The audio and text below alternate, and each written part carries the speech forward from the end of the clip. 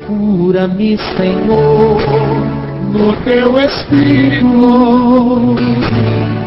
pois meu coração firme está. Mas com força, cura-me. Cura-me, Senhor, no teu Espírito, pois meu coração firme está. Por isso nós clamamos, sem água viva.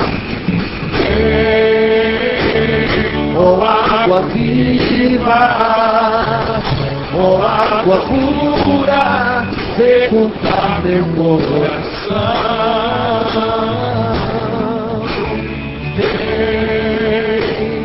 Oh, água viva, oh, água pura, transformar meu coração.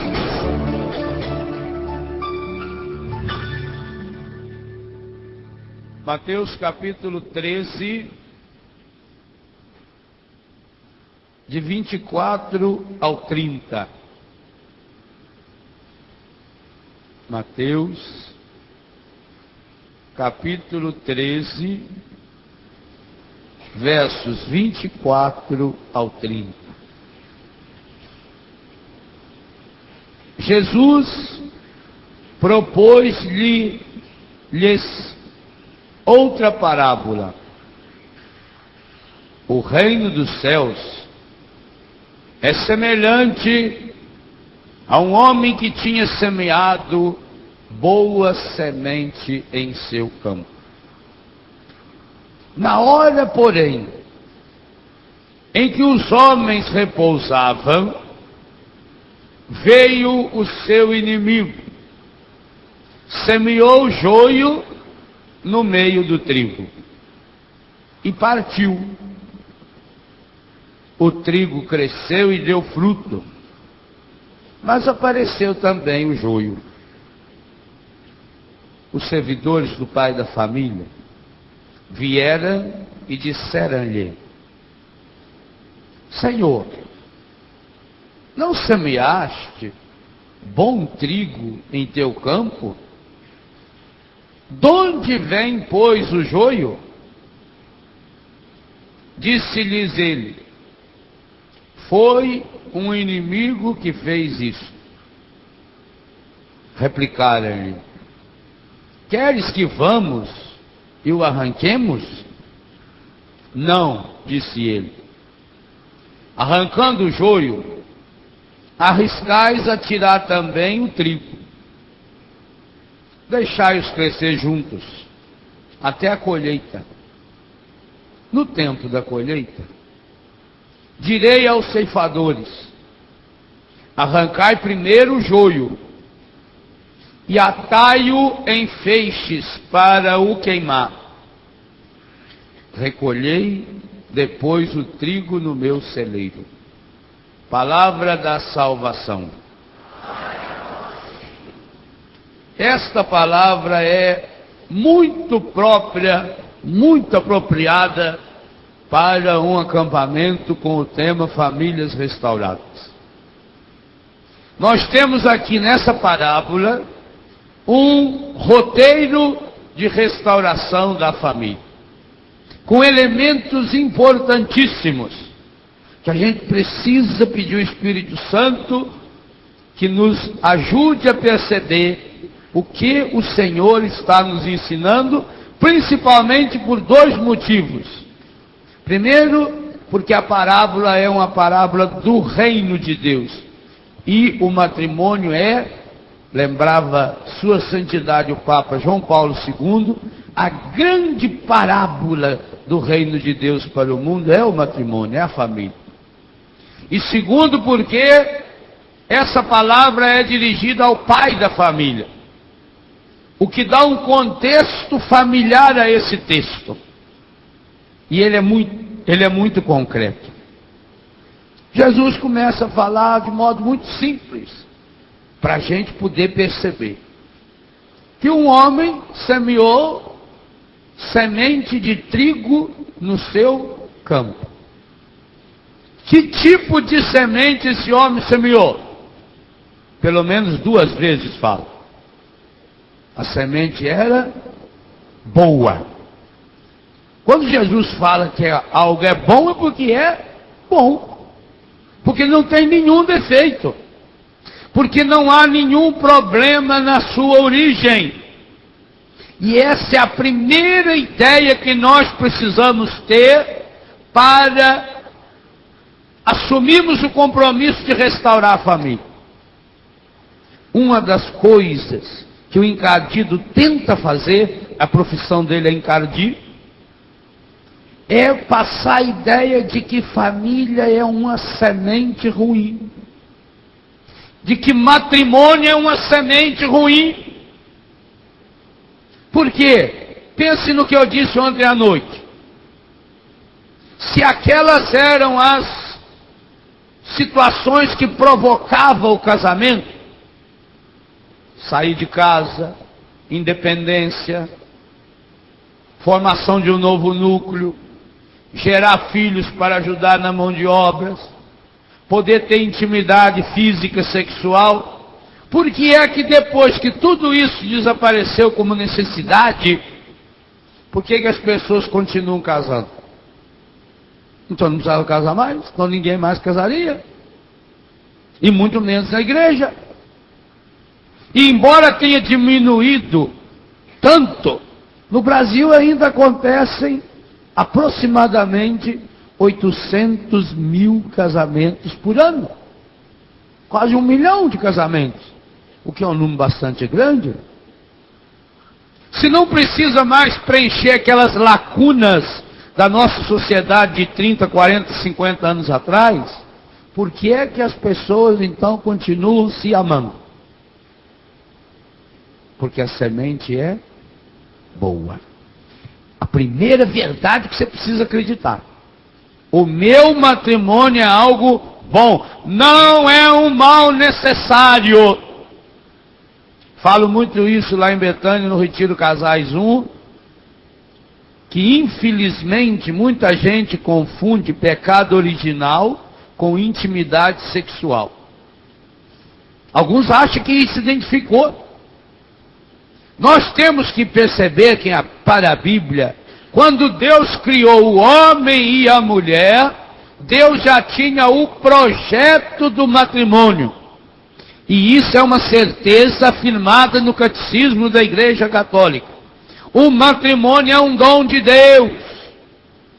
A vocação ao matrimônio foi incutida no coração do ser humano, diz o Catecismo, assim como ele saiu das mãos de Deus. O matrimônio é projeto original de Deus. Não é projeto posterior.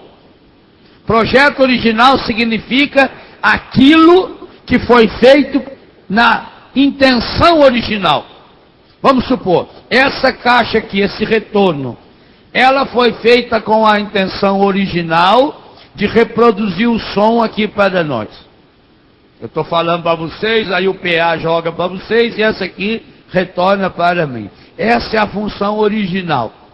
Acontece que essa caixa estragou. Ela não tem mais conserto, não tem como colocar mais lá os fios lá dentro dela. Bom, estragou, mas é um material tão bom, a gente podia plantar uma flor dentro dela. Pronto, eu estou reaproveitando. Posso fazer uma banqueta, posso fazer uma mesinha para as crianças, para pôr lá no jardim da infância, pintar ela de vermelho, amarela, roxo. Pronto. Eu posso fazer uma banqueta, posso criar muitas outras coisas. Agora, a função original dela era trazer o som para mim. Pois muito bem. É preciso que fique bem claro para restaurar a família. A família é projeto original de Deus. E pelo simples fato de uma festa que nós celebramos não faz muitos dias, a Santíssima Trindade. O dia que nós celebramos a Santíssima Trindade, nós estamos celebrando que Deus é amor, que Deus é família.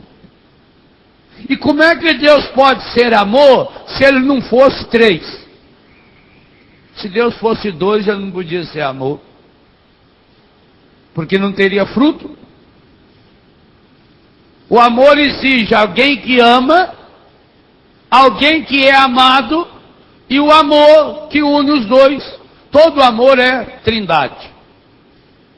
Quando fala que Deus é trindade, fala que Deus é amor. Quando fala que Deus é amor, fala que Deus é família. Aí nós já entendemos que o ser humano foi criado, imagem e semelhança de Deus. Pronto. Então, família é projeto original de Deus. Não foi reaproveitamento da caixa. Não é porque Deus criou... Não pensem vocês que Deus criou Adão e Eva e os dois foram criados peladinho lá no paraíso para ficar só olhando um para o outro. Deus já os criou com todos os recursos necessários. E diz a Bíblia que o Adão gostou muito quando viu. Falou, agora sim. Agora o Senhor acertou em cheio. Era o que eu queria sem saber, porque não tinha. Eu via mesmo aí os casais de bicho, ficava imaginando. Bem que eu podia ter alguma coisa similar. O Senhor acertou. Essa é o meu número! Não está assim na Bíblia? O Adão ficou entusiasmadíssimo. Ele se interessou. A Eva era um espetáculo. Imagina, feita diante de Deus. Nem umbigo tinha. Aquela barriguinha era perfeita. Não tinha dobra nenhuma. Não é? Adão também disse ser muito bonito. Uma maravilha. Não pensem vocês que Deus fez o Adão e Eva perfeitinho. Com todo o seu corpo masculino, a Eva com o corpo feminino, para eles ficar brincando pelado no paraíso o resto da eternidade. Tem gente que pensa isso.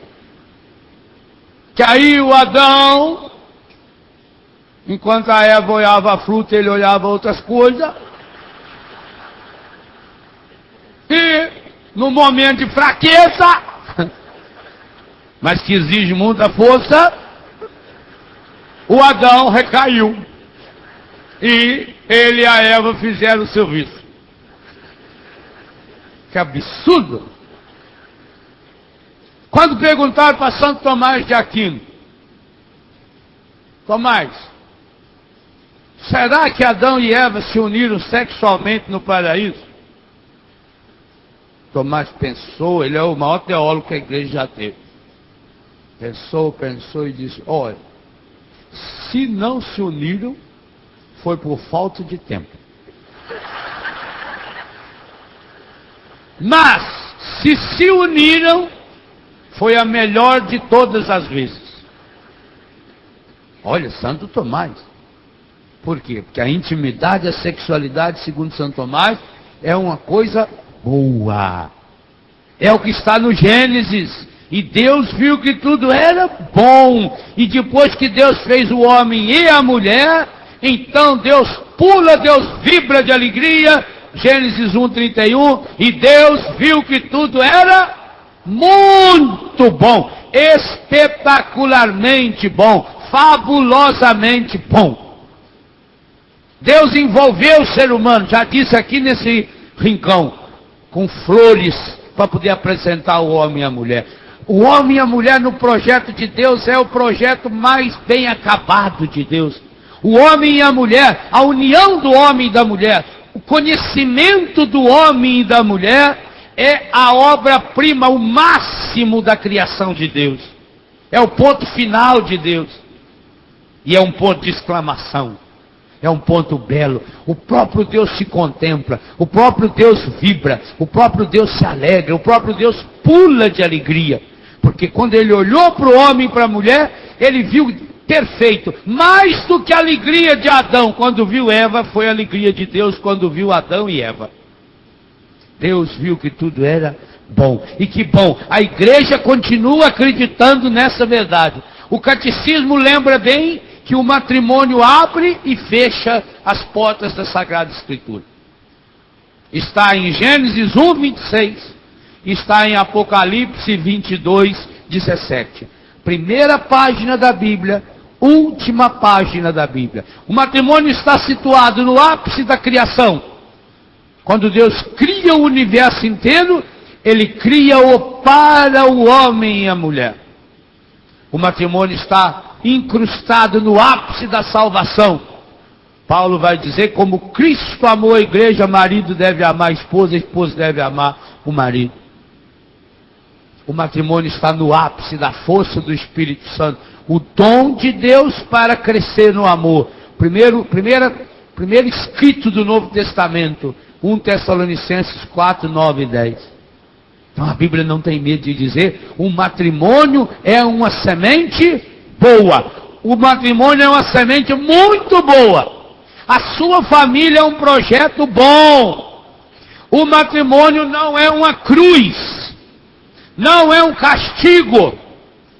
Muita gente imagina, isso foi castigo de Deus. Isso é obra do encardido. Só podia ter o dedo dele. Eu tenho que aguentar esse tribufu agora aqui.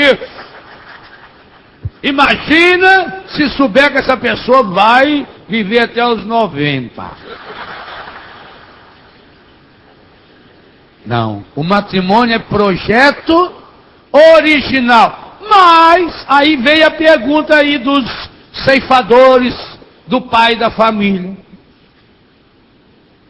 Se o Senhor semeou semente boa, se nós semeamos semente boa, como é que o Senhor explica o joio que nasceu no meio? Talvez você queira fazer essa pergunta para mim. Ah, Padre Léo, se o senhor conhecesse o meu marido, o senhor não falaria certas coisas. O que eu sofro com esse homem, o que eu sofro com a minha mulher. Padre, eu sofro desde o dia que eu casei. Minha mulher, desde o dia que eu casei, só sabe fazer reclamar. Padre, logo no dia que eu casei, descobri que o meu marido bebia. O senhor sabe que a nossa noite de núpcias não aconteceu no dia nem de noite. Foi uma semana depois, quando parou a ressaca dela. Porque na festa do casamento ele já me envergonhou. Ele brigou com meu pai. Ele ofendeu minha mãe. Uma sobrinha minha. O senhor acredita que o meu marido, no dia do casamento, estava olhando para uma sobrinha minha? Só porque ela estava com um vestido um pouco acima do umbigo. Ele estava olhando. Só não imagino o tanto que dói para a mulher. E eu ali do lado. Esperei quantos anos. Quanta promessa eu fiz para Santo Antônio. Deixei o santo enfiado com a cabeça para baixo lá na areia. Tomei o menino dele umas 15 vezes. Sonhei. Aluguei o vestido. Fiz a unha. Fui laque no cabelo. Vi tudo. Eu sofro desde o primeiro dia. Como é que o senhor explica se a semente é boa, que lá em casa só deu joio até hoje? Meu marido é uma plantação de joio. Minha mulher é joio puro. Como é que o senhor explica? E a explicação que eu dou a você é a que Jesus deu em nome do pai da família. Foi o inimigo.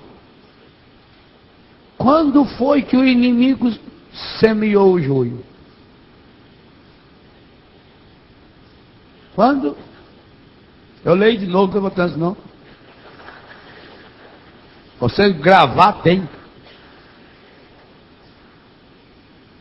Na hora, porém, em que eles, homens e mulheres, repousavam, veio o inimigo, semeou o joio no meio do trigo. Não foi do lado. Não foi do lado da mulher e nem do lado do homem. Foi no meio. Esse no meio é uma expressão bíblica para falar do demônio.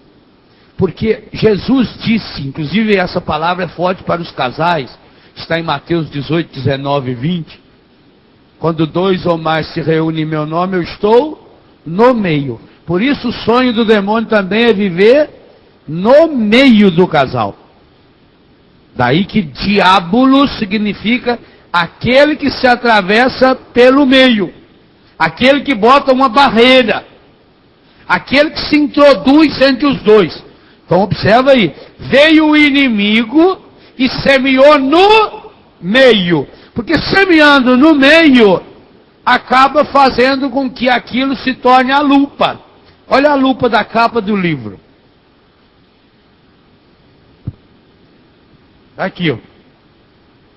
Quando eu boto a lupa para olhar o meu marido, eu vou ver com detalhes melhor a beleza dele. Mas vou ver também a feiura. Um dia eu levei um susto num hotel. Tinha um espelho redondo assim no lado para a gente fazer barba. E eu estava ali fazendo, de repente eu vi que tinha um botãozinho, um fio atrás do espelho. Eu liguei. Quando eu liguei, acendeu uma luz dentro do espelho. Falei, misericórdia, o tanto que eu sou feio. É melhor apagar isso, a gente se olhar de longe, né? Assim, não é muito bom se olhar de perto, não, que a lupa aumenta. Meu nariz era uma coisa desse tamanho. Os buraquinhos que você nem nota, assim, nossa! E os pelinhos cortados, aquilo era uma coisa desse tamanho. Que ele aumenta. É o que Encardido fez. Ele botou a lupa no meio. Semeou no meio do trigo o joio. E o que ele fez? Logo em seguida, esse é um segredo importantíssimo. O que está escrito aí? E foi embora. Por que ele foi embora? Porque se ele continuou no meio, a hora que o marido fosse enfiar a mão na fuça da mulher, ele estava na dele. Ele não é burro. O encardido é safado, ele é ordinário. Ele veio, aproveitou que o casal estava descansando, dormindo. O que significa esse descanso? Será que significa deitar na cama e dormir? Significa aquilo que vai acontecendo em todo relacionamento. No começo você está acordado, disposto. Aí vai passando o tempo, vai acomodando, vão relaxando, vão repousando. Marido não se cuida mais, não corta nem a unha do pé. Que espilão no nariz, na orelha. Aquela cirola desgastada. Mulher também não se cuida mais. Aquela calçola. Com alfinete do lado assim. Aquelas alfinetes de cabeça. Ah, coisa medonha. Às vezes a gente passa assim na rua e vê no varal. Nossa Senhora. Portugal é muito comum isso aí. Portugal é quando a gente sobe lá no mosteiro. Não, no Castelo de São Jorge. Aquele bairro lá, o bairro mais antigo de Lisboa. Você vê que as roupas penduradas no varal. Tem cada uma. Os negócios desse tamanho assim. Um sutiã com as armações de arame por baixo. Alguns põem arame, outros põem ferro, cimento armado já. Coisa horrorosa. Nossa Senhora, velho. Eu louvo tanto o Senhor essas horas. Nossa! Obrigado, Pai. Como a igreja é sábia, não? É muito feio demais. Não se cuida mais. Vai relaxando. Quem ama, cuida. O encardido aproveita esse soninho, esse descuido e põe ali. Aí a pessoa, você imagina, já está escangaiado. Quando o outro acorda, quando chega, olha, ainda tem uma lupa aqui. Quando você casou, parece que a sua mulher não tinha nem bigode. Agora ela está com uns pelão aqui assim. Tem uma birruga aqui assim que está com aquele pelão. Que não pode usar para afinar violão. Tom, tom, tom, tom. Parece que não era tão desse jeito. Seu marido parece que não era tão feio assim. É, porque dormiu no ponto, cochilou, o cachimbo cai. O matrimônio, sendo uma realidade dinâmica, e eu cito aqui no livro um pensamento do Papa João Paulo II, a Familiares Consórcios, número 56, o matrimônio é uma realidade dinâmica que se realiza dia a dia. Vocês jamais deveriam dizer que se casaram no dia tal do ano tal. Ou vocês estejam se casando hoje, ou não vai ter matrimônio na vida de vocês. O dia do matrimônio de vocês é hoje. Hoje você vai ter que grudar na mão dela e falar: eu te recebo por minha mulher. Te prometo ser fiel. Talvez seja dolorido falar, mas fala. Na alegria, na tristeza, na saúde, na doença, na penúria, na fartura. Amando você, respeitando você, todos os dias. Pode dar uma pausa.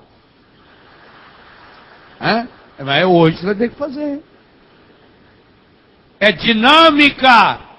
Porque o dia que você não fizer isso na prática, é o dia que o encardido entra e semeia aí no meio de vocês dois o joio. E o joio tem uma característica muito terrível. Nós aqui no Brasil não conhecemos muito, que essa é uma praga que não tem muito aqui nos trigais. Isso dá muito nos trigais, principalmente da região da Terra Santa. O joio é uma planta muito parecida com o trigo. Muito semelhante. Quem não conhece acha que é tudo trigo. Olha, beleza, velho? Tá maravilha esse trigal de joio, tá lotado, né? É, lotado de joio. Quem não conhece? O encardido faz exatamente isso, ele pega joio, quer dizer, ele pega aquilo que tem aparência de matrimônio. Ele é sábio, ele é anjo. Ele vai, como ele colocou o joio no meio, ele conhece vocês, ele sabe o que você gosta. E também sabe o que você não gosta. E como você foi relaxando. Observe o contexto dessa parábola e compare com o capítulo 2 de São João. Quando nas bodas de Caná, lugar que Jesus transformou o casamento em sacramento, nós ainda vamos retomar esse tema. No final da parábola, o chefe dos serventes diz para o noivo: parabéns, é costume servir primeiro o vinho bom. Depois, quando os convidados já estão embriagados, serviu menos bom. Você guardou o vinho bom até agora. Ali nós entendemos que Jesus estava falando de sacramento do matrimônio. No matrimônio é assim. É costume servir primeiro o vinho bom. No namoro. O cara está sempre arrumadinho, ajeitado, cabelo plumado, barba feita, escova o dente, passa fio dental, põe detefon, chega com a boca limpinha. A menina arruma, raspa o sovaco, né? Põe batom, põe perfume, o cabelo, arruma, e olha 600 vezes no espelho para ver se está bonita. É o vinho bom. Começo de casado também, aquela beleza, amor, querido. beijinho pra lá, beijinho pra cá. Uma atividade intensa dentro do lar. Um cuidado, carinho, né?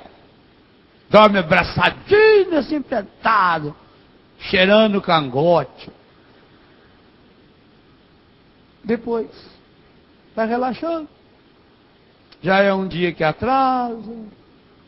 Já é, como é que é? Hein? Já chega uma hora mais tarde, né? Vai devagarinho. Já não fala mais meu amor. Agora já é meu amo, sim senhor. Do meu amor pro meu amo é pequenininha a passagem. Até é mais fácil, só cortar o R.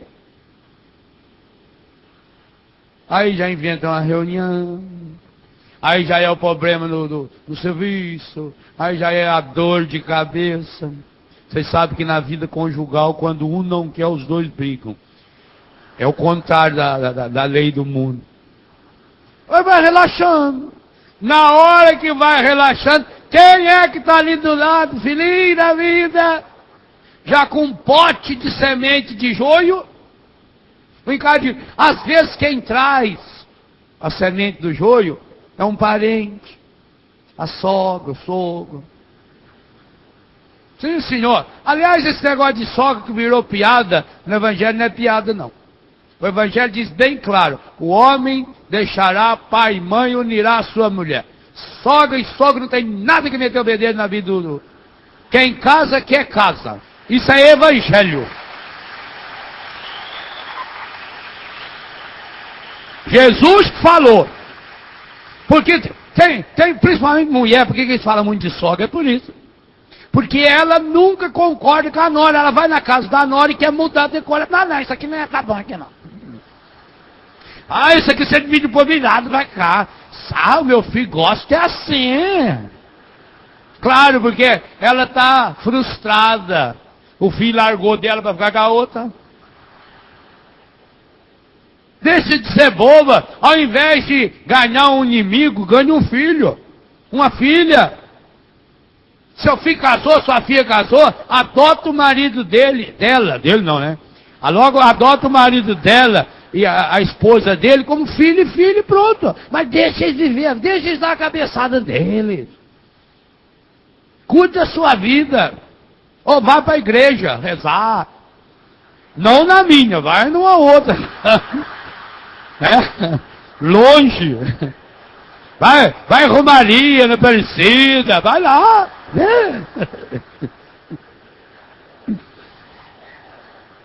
Quando tiver o encontro das velhas lá em Lavrinhas com o Nelsinho, vai lá. Fica uma semana lá com ele, né? Ele é bom para ouvir, já tem prática há muitos anos. Nossa! Né? Você tem problema de filho, de gravidez, marca uma hora com o Flavinho. Marca uma hora. Quer montar um time de futebol de salão? Fala com ele. Nós temos recursos para tudo. Mas não vai tu meter na vida do seu filho, ora bola. Deixa eles dar a cabeçada. E outra coisa, muita sabedoria. Porque na hora da dificuldade, para quem que o filho ou a filha vai correr? Pro pai e pra mãe. Ô mãe, meu marido. E você não vai vai se lá, velho. Olha aqui, vai. A senhora não vai logo já pegar o telefone e ligar pro rapaz. Ou pra moça, pra mulher. Não vai botar lenha na fogueira. É isso, eu não pego. Por isso que eu fui contra se casar. Perfeito! Eu que estava errada. Lembra quando eu falava? Mamãe falava, você agora você fizer. Não, mãe, essa não é função de pai e mãe. Sabe naquela hora que ela vem e fala as bobagens, tudo? Ela só precisa que você acolha. O povo antigo fala assim, ó, sou todo ouvidos. Não era?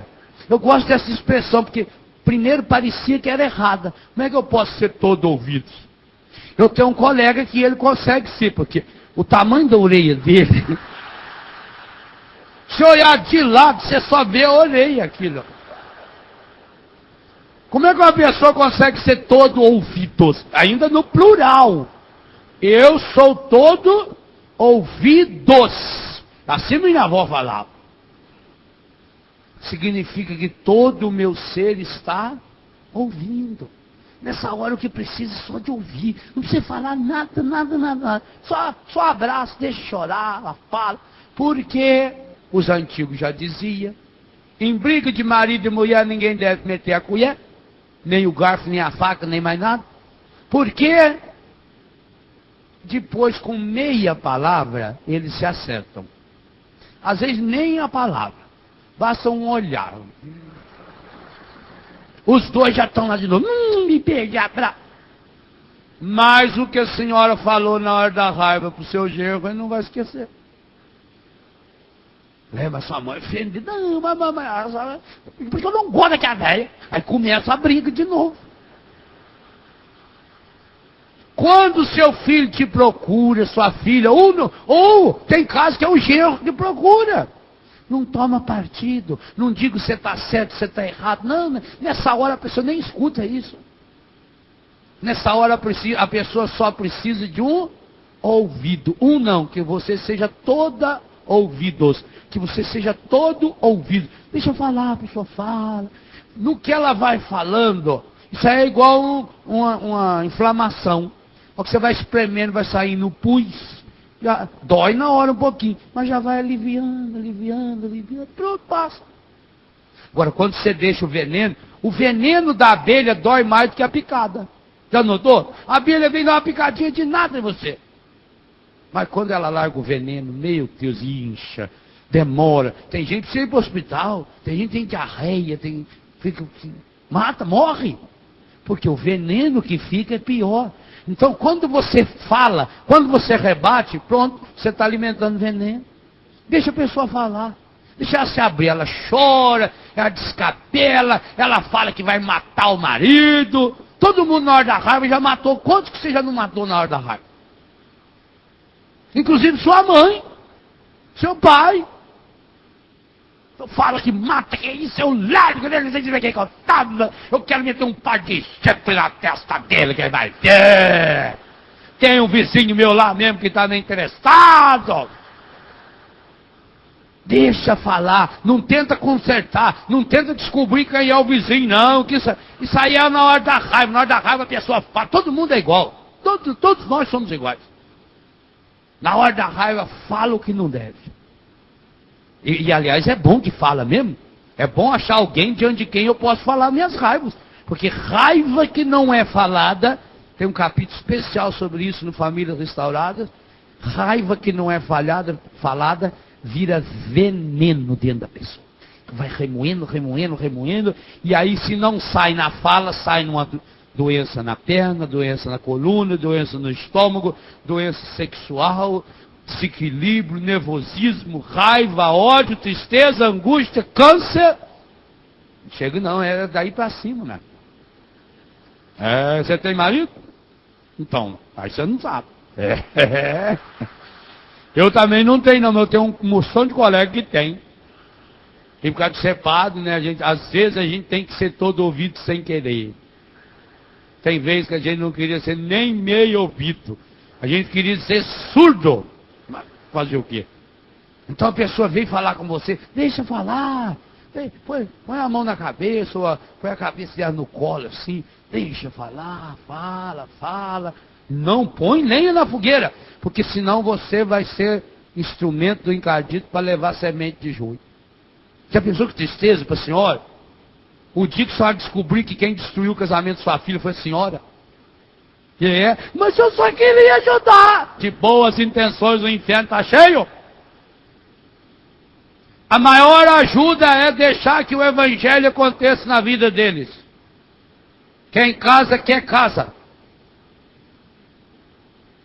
Homem e mulher. E se o seu filho e sua filha não estão querendo deixar a casa para casar, aqui para eles. Então que não casa. Esse negócio de trazer filho para morar dentro de casa está errado. Um casamento que você traga o filho ou a filha para morar dentro da sua casa, um dos dois casamentos vai se estragar, ou deles ou o seu. Isso é bobagem. Porque cada pessoa, apesar de ser igual, cada um tem as suas diferenças, tem o seu jeito. E outra, o jovem casal que não tem uma casa para morar, eles não têm liberdade. Eles precisam ter liberdade, inclusive liberdade para mostrar as fraquezas, porque senão eles ficam lá 5 anos morando com o sogro e com a sogra. Durante aqueles 5 anos, parece que o sogro e a sogra estão vigiando o tempo todo, o pai e a mãe.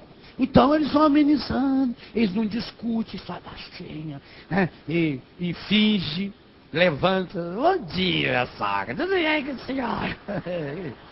Ah, bom dia, dormiu bem? Ah, dormi com uma maravilha, graças a senhora. Até os outros barulhos tem que ser mais com calma, tudo tem que ser, porque senão escuta do lado, né? E às vezes tem a sensação, um colega meu me contava, que a sogra ia escutar na porta. Que parecia aquele trupezinho da velha. Eu falei, eu tô achando que a chinelinho vai arrastando. É ela. Não, é. Pior que era mesmo, a velha era danada. Então fica lá 5 anos de casado. Aí conseguiram comprar o apartamentozinho, ou alugar, ou fazer a casinha, ótimo. Aí vão morar junto. Só que agora não tem mais o entusiasmo do início, que já passou. E os problemas virão à tona. Por isso que muitos casais, depois que fizeram a casa, se separaram pouco tempo depois. Quantos casos você conhece assim? Exatamente por isso. Porque enrolou tanto tempo, aí foi diminuindo o entusiasmo inicial e só sobrou o problema. Aquele grito atravessado na garganta é a primeira coisa que o marido quer fazer, ou a mulher quer fazer. Inconscientemente, não é que isso é planejado, não. Inconscientemente. O pai e a mãe, o sogro e a sogra, que ajudaram tanto acolhendo-os em casa, acabou com o casamento deles. E é claro que não vão ter sabedoria para reconhecer isso. Porque vão dizer, pelo menos quando estava lá em casa, estava perto.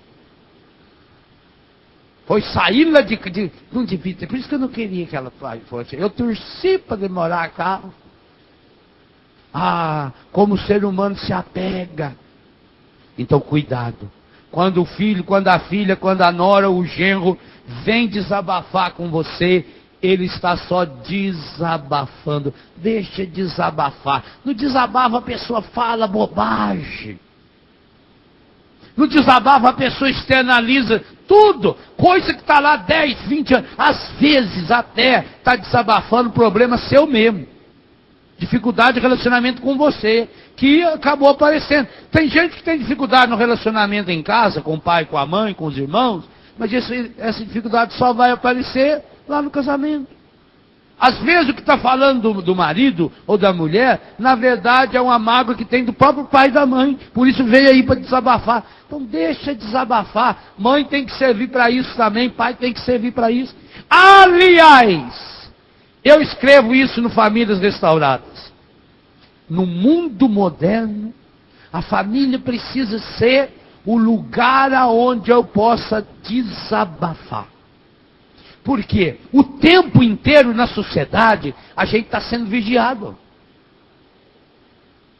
Hoje em dia, com essas câmeras fotográficas que tem, até na ponta da caneta, para todo lado, hoje em dia, o fenômeno 007 parece que está espalhado em tudo quanto é lugar. Quase todo lugar que você chega tem uma plaquinha, sorria, você está sendo filmado. Você entra no banco, você está sendo filmado. Você entra num hotel, você está sendo filmado. No elevador, aqui você está sendo filmado. Todo lugar que você vai está sendo filmado. Então, você não tem aonde mostrar a sua fraqueza mais. A empresa exige que você seja o melhor. Você tem que estar sempre impecável, arrumadinho. Parece as meninas que trabalham no aeroporto. Parece que tem todo dia o boizinho lamber o cabelinho delas assim. Elas puxa aqui, puxa, estica aqui, amarra aqui, põe uma coisinha assim, tudo meio enroladinho. E anda tudo certinho, assim, com aquela gravatinha, né? Quem aguenta viver assim? Então você vive aí na sociedade sob pressão. Meu chefe está me olhando. A ISO não sei quantos 1.200 está me olhando. E nós precisamos de produtividade, nós precisamos de eficácia, nós precisamos de eficiência, nós precisamos melhorar a concorrência, os gráficos, e o laptop, e eu abro o meu laptop em tudo quanto é lugar, no telefone, toca, tem que fazer isso, tem que fazer aquilo, vai. A pessoa vai baralhando as ideias na cabeça dela. Quando chega em casa, o que a pessoa quer fazer? Porque você não pode fazer isso em lugar nenhum. Você tem que estar segurando. Isso é igual a minha coisa quando você está com um problema interior, de flatulência. E tem que estar segurando. Você olha para um lado, olha para o outro, não tem gente perto. Como é que você controla aquilo? Você... Disfarça. Ai, coisa boa. Você toca o hino nacional inteiro.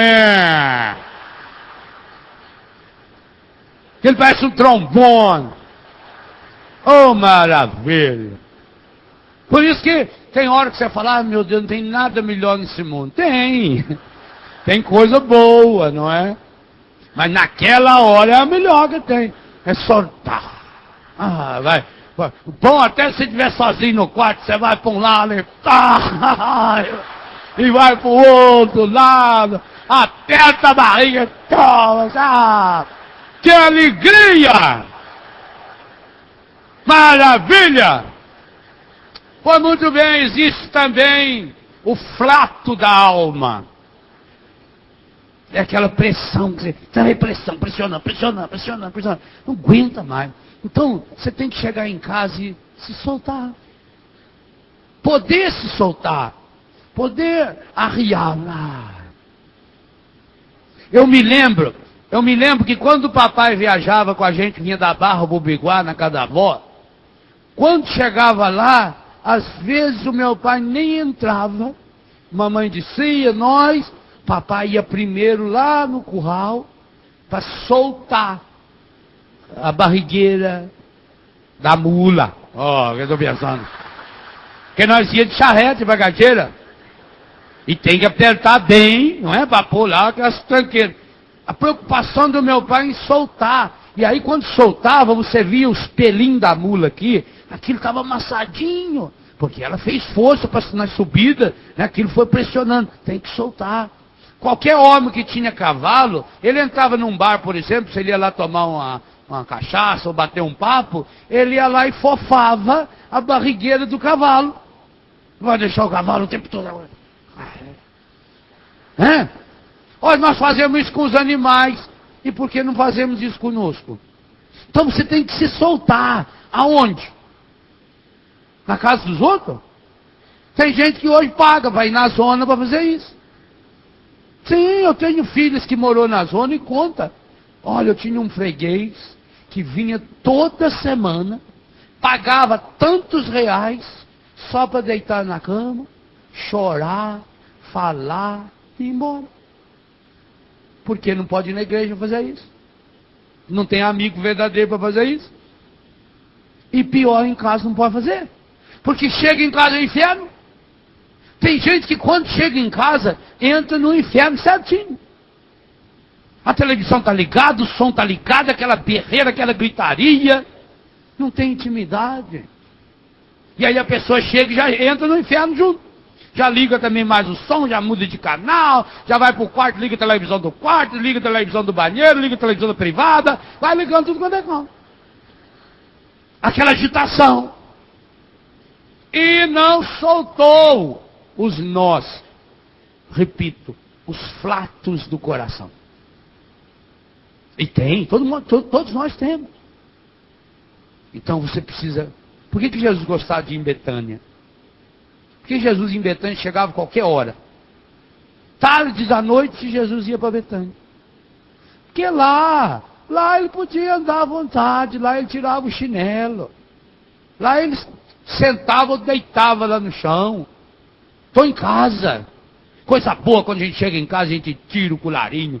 Quem usa gravata, tira a gravata. Tira o sapato. Você se solta. A família precisa ser esse lugar. E você precisa descobrir, será que meu genro, minha nora, meu filho, não estão aqui hoje só para soltar o coração. Deixa falar, fala. Vai embora. Fica com o joio para você. Depois do intervalo nós vamos falar o que fazer com o joio. Não é pôr pano quente, não. Todos nós temos. Gente, eu escrevi isso algumas vezes no livro em várias frases diferenciadas. Todos nós aqui, começar do Padre Léo, você, cada um de nós aqui, nós somos um misto de joio e de trigo. Pelo amor de Deus, não pense você que isso é o projeto original de Deus. O projeto original de Deus, eu sou um espetáculo. No projeto original de Deus, você é puro trigo. Maravilhoso. Mas quando a gente dorme, o inimigo vem e foi o que Encardido fez comigo e com você. Nós não temos erros, falhas e fraquezas porque a gente quer ter erro. Eu não conheço ninguém nesse mundo que fala, não, eu quero ser ruim. A gente vai ficando ruim.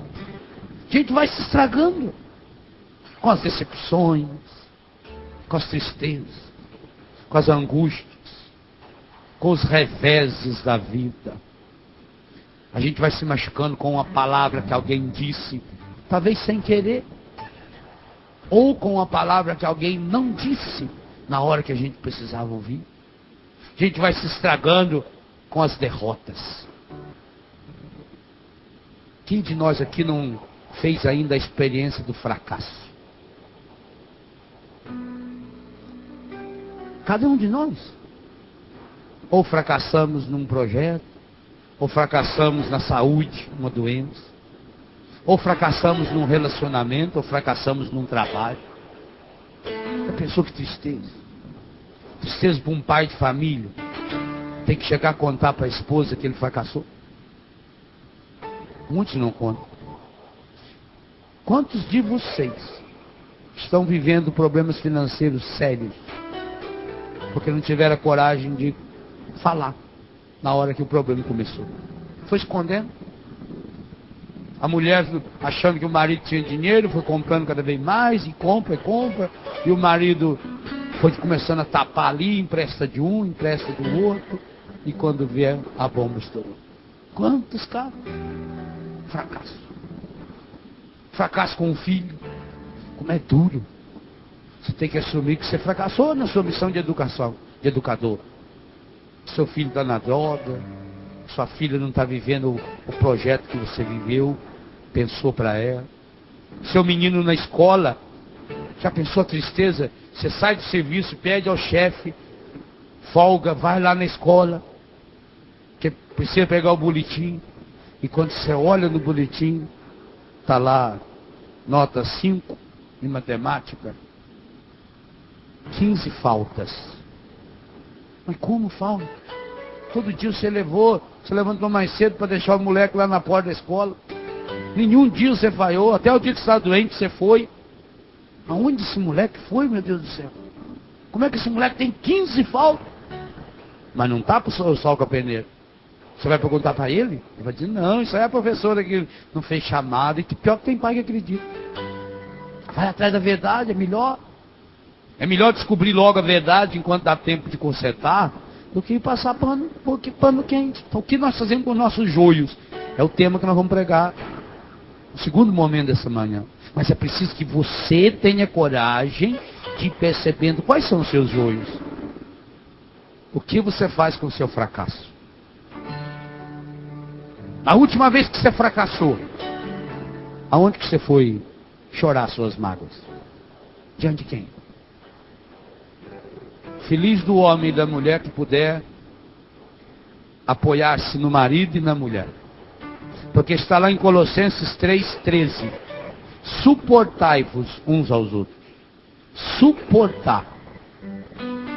Suportar significa é para baixo, suportar. O pé dessa mesa é um suporte. Isso aqui é um suporte, ó. Suportare. Isso é suporte. A máquina pode vir aqui, o câmera pode virar ela para todo lado, porque ele sabe Isso aqui é coisa boa, firme. O suporte tem que ser mais forte que aquilo que suporta. É o mesmo sentido da palavra submissa. Está debaixo da mesma missão. Suportar. O marido tem que suportar a mulher. Tem hora que você precisa de uma bengala, de uma muleta. Mas tem hora que você precisa de um suporte para valer. Que aguente firme. Porque o seu peso está muito grande. O problema é muito. E aquilo veio, você precisa. Você está caído. Feliz do homem, feliz da mulher que souber, não, eu tenho uma mulher forte, Pai. Na minha mulher eu posso derramar minha alma, meu corpo, minhas necessidades. Eu tenho um marido forte, Pai, que me segura.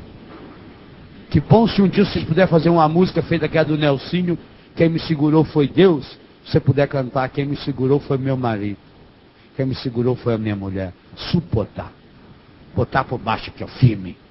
Aguenta o peso, aguenta firme, aguenta firme, aguenta firme. Ah, que maravilha. E nós precisamos disso. Eu como padre preciso, por isso na minha comunidade. Ontem uma consagrada disse assim, que às vezes quando ela me vê na canção nova, ela fica muito triste. Porque ela diz, quantas vezes lá você está fazendo todo mundo rir, e quando chega aqui em casa, está com a cara fechada. Ontem, na minha cara, jogou na frente todos os consagrados, sim. Dói, claro, mas é verdade. Só que eu preciso ter uma comunidade onde eu posso ser eu mesmo. Ninguém fica rindo o tempo todo. Ninguém vive fazendo os outros rir o tempo todo. Assim acontece com você. Você está lá na loja, você tem que estar rindo o tempo todo. E olha que chega em casa. Você está lá no trabalho, é a pressão. Quando chega em casa, você tem que alguém que suporta. Que bom quando você tem um marido, uma mulher ou uma comunidade que possa suportá-lo, que possa suportá-la. Vamos pedir essa graça ao Senhor. Pai Santo, Pai querido, Pai amado, nós sabemos que a semente do matrimônio é boa. A semente do meu matrimônio, você pode dizer, é boa. Sim, Pai, hoje eu quero tomar posse dessa graça, de que a semente do meu matrimônio é boa. O meu matrimônio é bom, meu marido é bom, minha esposa é boa. É semente boa. O projeto do nosso matrimônio está no seu coração. Pai, dá-nos a graça hoje de nos convencermos de que foi o Senhor que nos uniu, que foi o Senhor que nos formou como eleitos de Deus, santos e queridos. Foi o Senhor que nos elegeu, foi o Senhor que nos santificou, foi o Senhor que nos uniu no sacramento do matrimônio. A semente é boa. Mas, Pai, depois desses meses, desses anos de casados, na hora em que veio o descuido, até natural do cansaço, ou do sono, o encardido semeou joio no nosso meio. E quantos de nós aqui, Pai Santo, diante do joio semeado, começamos a enxergar o outro como se fosse somente joio. Começamos inclusive a achar que o nosso matrimônio era joio, que meu marido era joio, que minha esposa era joio. Perdão, Pai. Perdão pelas vezes que eu só vi o joio na vida do meu marido, da minha mulher, dos meus filhos, dos meus pais. Perdão, Pai, pelas vezes que eu só enxerguei o joio, que o joio cresce mais rápido até. Perdão, Pai, pelas vezes que eu só enxerguei o joio no nosso matrimônio, na nossa família. E por isso mesmo, eu deixei me invadir pelo desânimo. Cheguei até a pensar em largar dessa pessoa. Ou larguei de fato, correndo atrás da bebida, da droga, dos antidepressivos, dos bingos, das novelas, tentando preencher meu vazio com coisas, com roupas, com carros, com cargos. Era joio, Pai. Hoje eu quero pedir uma grande graça ao Senhor para restaurar a minha família, Ajuda-me a descobrir o que fazer com o joio. Eu quero aprender. Eu não quero colocar um pano quente. Eu não quero colocar uma peneira. Eu não quero pensar que não exista joio na minha vida. Que na minha vida de casado, de comunidade, de padre, de gente, tudo é perfeito. Não, eu não quero. Porque eu sei que não é, estaria enganando a mim mesmo. Eu quero ver o joio sim, pai. Pode ser doloroso até. Pode ser que na hora machuque muito a descoberta do joio, eu quero. Mas eu quero descobrir o joio para arrancar o joio. Na hora certa. Do jeito certo. Por isso, Espírito Santo venha sobre mim. Espírito Santo venha sobre minha família. Espírito Santo venha sobre minha esposa. Espírito Santo venha sobre meu marido. Espírito Santo venha sobre meus filhos. Espírito Santo venha sobre meus pais. Venha sobre nossa família. Restaura as nossas famílias. Espírito Santo. Purifica nossas famílias. Dá-nos a sabedoria de fazer, de aprender a fazer o que fazer com o joio. Mandari cangari peleria malaria. Olha malaria lá. Iria lá malari cangari iria lá.